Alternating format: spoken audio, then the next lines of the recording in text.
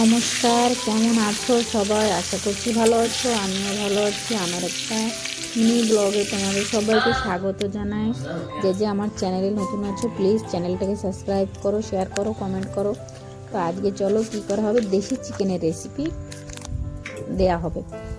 বাস, তো দেখো এখানে চিকেনটা তো ভালো করে ধুয়ে সুন্দর করে পরিষ্কার করে রাখছি। আর এখানে আলুটাও দেখো লাল লাল করে ভেজে নিয়েছি। দেশি চিকেনের আলুটা আগে লাল লাল করে ভেজে নিলে খুব সুন্দর লাগে। তারপর আমি যেই কড়াইতে আলুটা ভাজি সেই কড়াইতে ওই যে তেল দিয়ে বাস তেজপাতা, জিরা, শুকনো লঙ্কা দুটো দিয়ে দিচ্ছি। আর এখানে পেঁয়াজও দিয়ে দিচ্ছি ভাজার জন্য। পেঁয়াজটা যখন লাল লাল করে ভাজা হয়ে যাবে তখন সব মশলাটা গ্রাইন্ডার করে আসছিলাম। এখানে আদা, রসুন, পেঁয়াজ, ধনে, জিরে, কাঁচা লঙ্কা সব একসঙ্গে আমি গ্রাইন্ডিং করে রাখছিলাম, সেটা দিয়ে দিচ্ছি। এটা যখনই লাল লাল করে ভাজা হয়ে যাবে, মানে তেল ছেড়ে দেবে যখনই মশলা থেকে, তখনই চিকেনগুলো দিয়ে দেবো। এখানে দেখো চিকেনটাকে আমি দিয়েছি। এখানে খুব সুন্দর করে কষা কষা হচ্ছে চিকেনটা। তো যখনই প্রায় একটু মানে সিদ্ধ হয়ে আসছে, পুরো সিদ্ধ না, যখনই হালকা সিদ্ধ হয়ে আসছে তখন দেখো ভেজে রাখা আলুটা আর টমেটো, ধনে পাতা আর দুটো আমি বলছিল দুটো আস্ত রসুন দিয়ে দিও।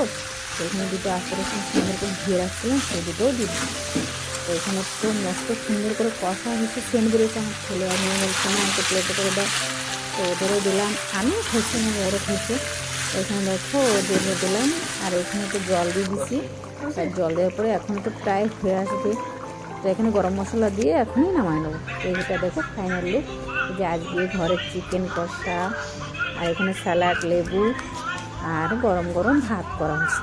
বাস, চিকেনের কালারটা একবার দেখো কি সুন্দর দেখা যাচ্ছে, লাল লাল ঝাল ঝাল চিকেন আজকে। দেখো এখানে গরম ভাত এখন এই খাওয়া হবে। তো ব্লগটা এখানে শেষ করি। সব ভালো থাকো, সুস্থ থাকো, সাবধানে থাকো, বাই।